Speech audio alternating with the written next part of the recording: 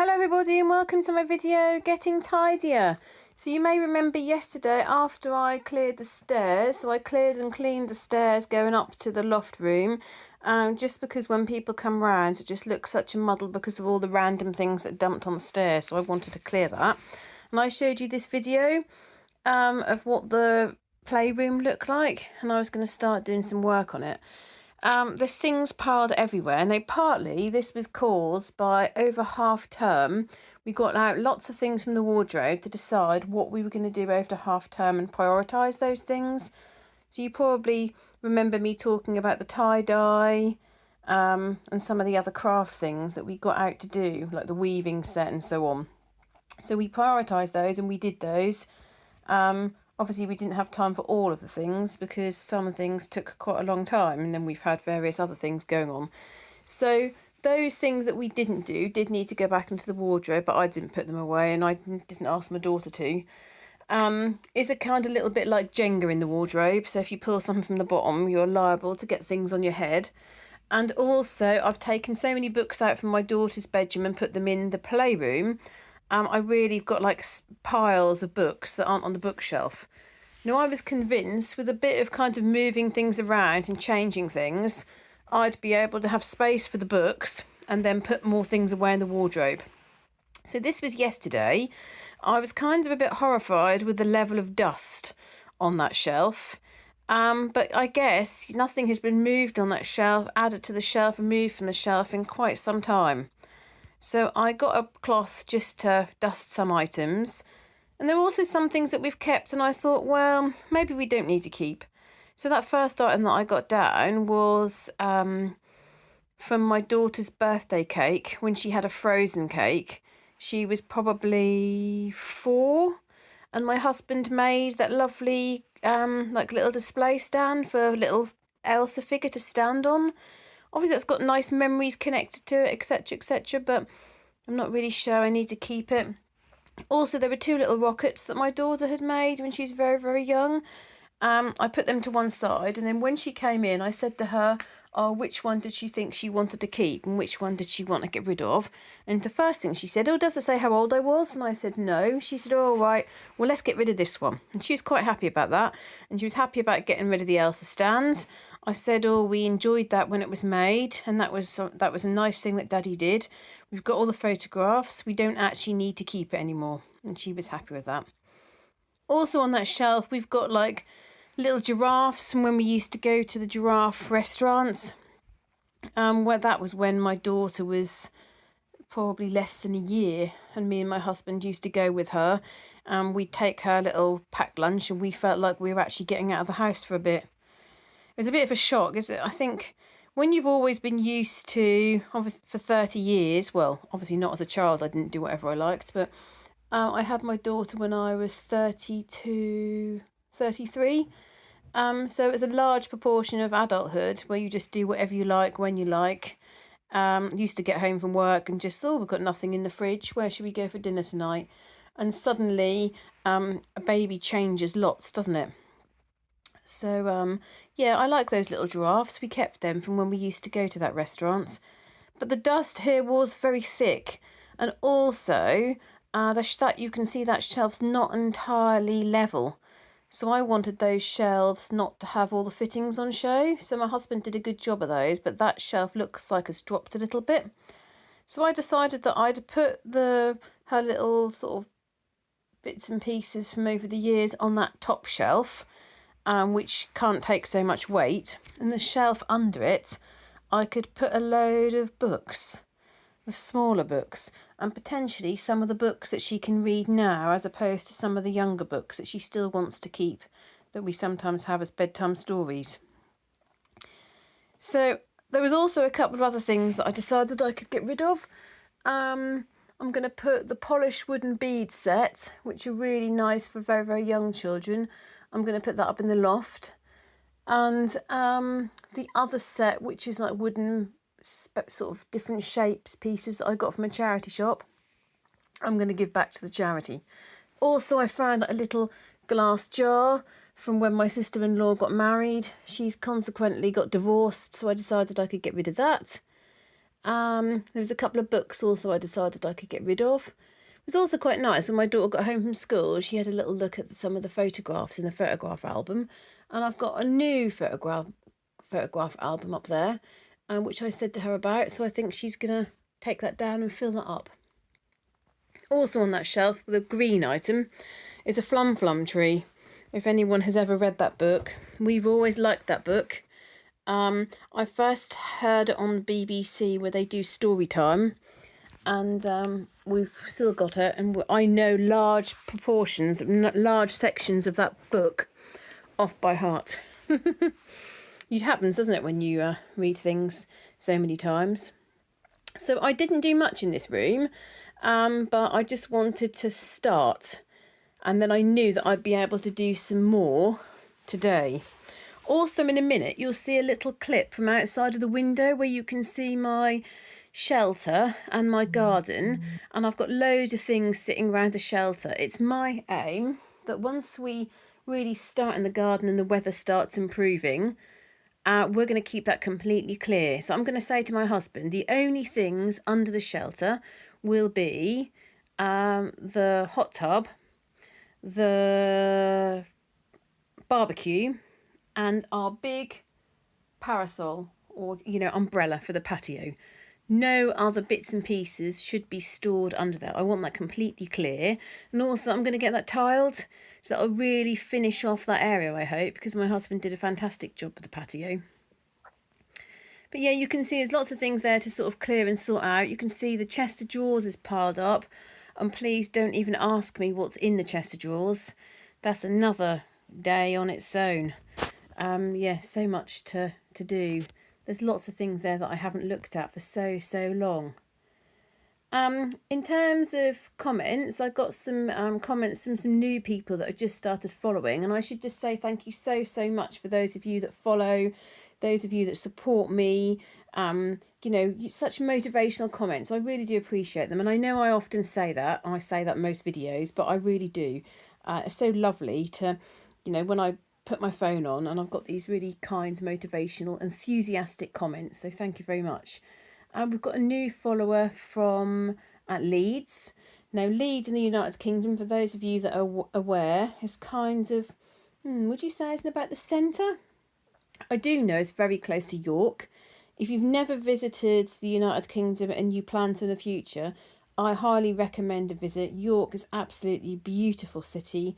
I love it. It was a place that I went as a child. I went when I had got my baby, and me and my husband and daughter have been back since many times. So definitely worth a visit. Also, there's another person from Florida who just put on my post, and someone who grew up in Missouri. So welcome, Ms. Missouri. Sorry if I get that wrong. So welcome.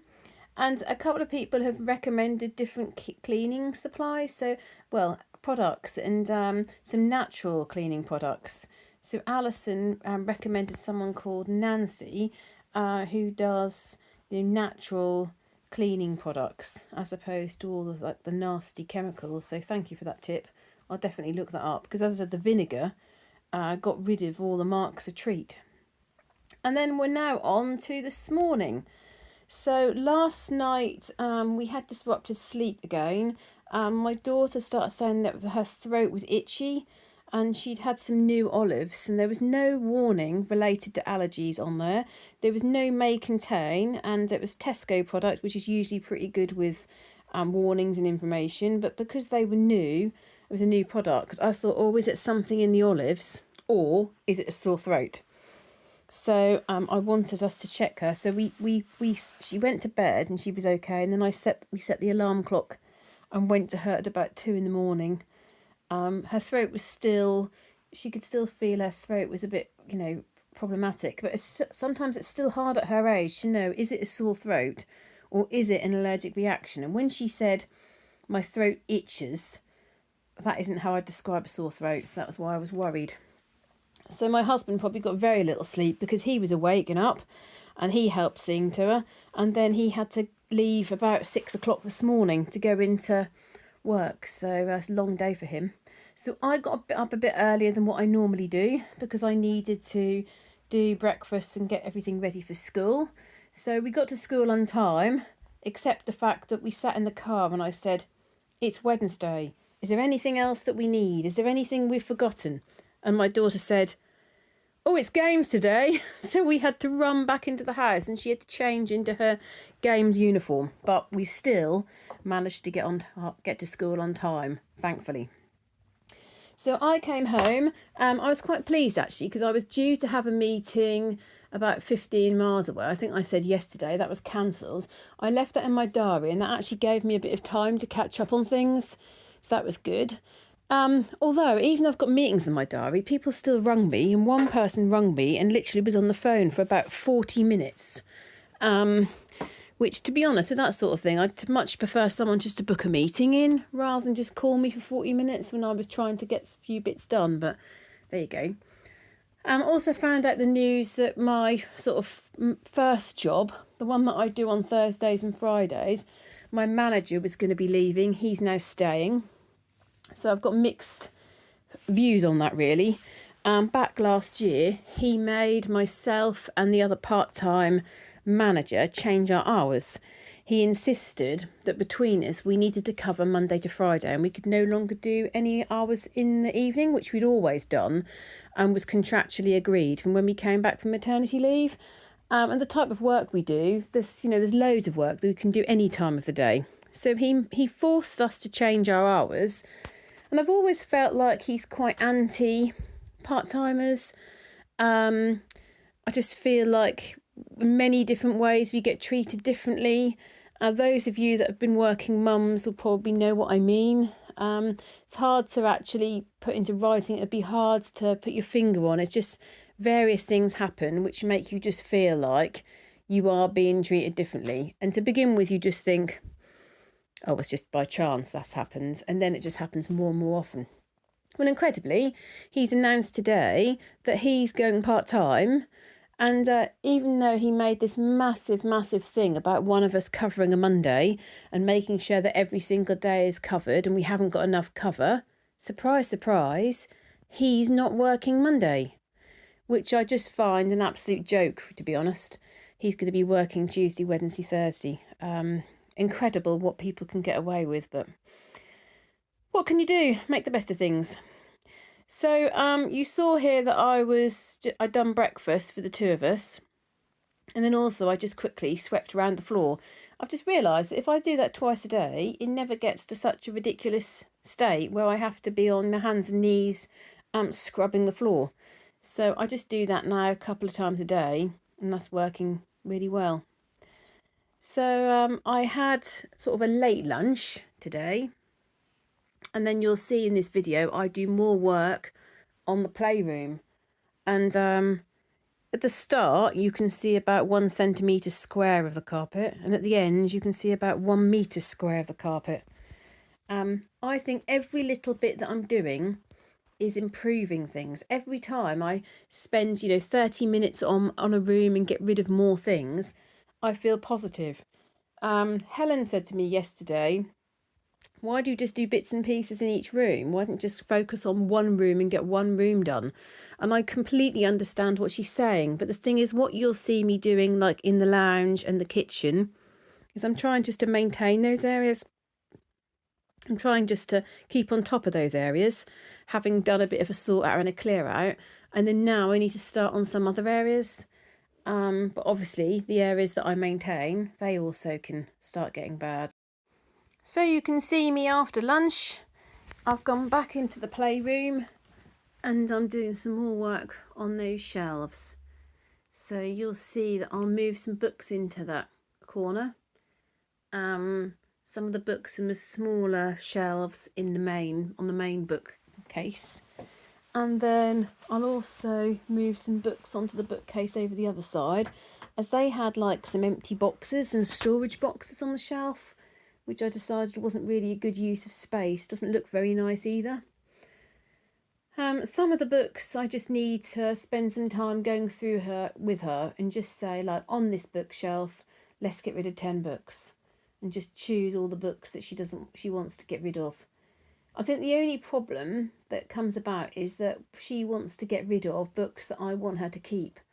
But I'm sitting looking at some of these books now as I'm sitting here doing this recording, and I can see that we've got several of the same books. So in some situations, I've had the book as a child, and that was at my mum's, and then I wanted her to have the book, so I went and bought it, and then my mum gave me the book. Or one time I can remember in a charity shop, I saw this book that I had as a child and really loved. So yeah, there's no point keeping duplicates, is there? I just need to get rid of them. So I am pleased with how it looks. I've put some Harry Potter books up there, some Enid Blyton books up there. So I think that looks much nicer how I've got those books. I just need to clear that underneath, because I really don't want that. We want the chest of drawers to be completely clear, not with all those things piled up like that. I've noticed there's a couple of craft sets there that also need to go into the wardrobe. So once I've put all the books on there, the smaller books, I then have a look at the bookcase on the other side of the room where I've got the two little shelves, the floating shelves, and just move some books onto those shelves as well. The top shelf, which you'll see in a minute, I can put some bigger books, and they're quite sturdy on the wall. I think I said before, we've got red brick walls, which can be quite soft if you want to attach bookcases or bookshelves, etc., etc. They can be quite crumbly, so you have to be quite careful. But my husband has done a good job of these. One of the things also that you'll see in the shot and later is that there's a bean bag in here, which the idea was it was like a little space where she could come and sit on the rocking chair or sit in the bean bag. The bean bag is full of cuddly toys, all cuddly toys that she wants to keep. I can't even begin to imagine how many cuddly toys we've got. Maybe 300. I don't know. It's ridiculous. I even once bought some toys. They wanted like animal toys at the local school, and she didn't want to give any of her own. So I went and bought some like little Labrador puppies that were really sweet, so she could take some in. And then she saw them and she was like, "Oh no, I love them. I want to keep them." And we've even got some of those. And they were from when she was about 6. You can see also there's a lot of Lego there, and she's ready now to get rid of some of her Lego, which is fine. But I want to make up the sets, and my husband and her did start doing that, but that seems to be like an absolutely mammoth task. My mum said, "Well, why don't you just put the whole box of Lego online for £50?